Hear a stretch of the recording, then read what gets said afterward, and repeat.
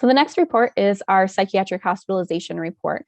So we really wanted to include this to make sure that you could do tracking on the hospitalizations that are occurring within your team, both longitudinally as well as a breakdown by consumer. So you are able to, and I'm going to show you, there's two different reports really within one here that I want to show you. So you right now, it is on consumer count. Again, I have all of the consumer names blacked out, so this will look a bit different as consumer names and IDs will pop up under here. You're able to see for this team specifically, the top 10 consumer hospitalizations that have occurred by name. So this is the number of hospitalizations, so you can see your top 10 utilizers. One of the other things that we wanted to make sure to include was the number of hospitalizations by primary staff. So you could see if there is a lot more hospitalizations occurring with one staff person, for example, who might need some additional assistance. You're also able to see consumer hospitalizations by admission date within the last 6 months.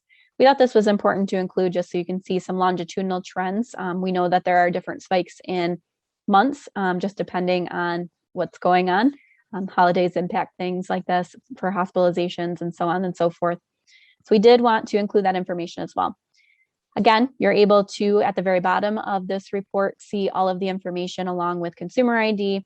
As a reminder, you are able to click on these if you wanted to see consumer ID ascending, descending, or consumer name. Please just left click on that column and you're able to do that. So I mentioned that there are two kind of reports in one here, and it's really based off of this little tab right here. You're able to click this. So if you click this, it will go to consumer count. That's where we previously were in the report. But if you click it and it goes to hospitalization stay, it's going to change this chart in particular. So in terms of this graph, it's going to change it to the actual length of stay for consumers for hospitalization. So this is going to aggregate that information to show you who your top utilizers are, and there will be consumer names and IDs under here.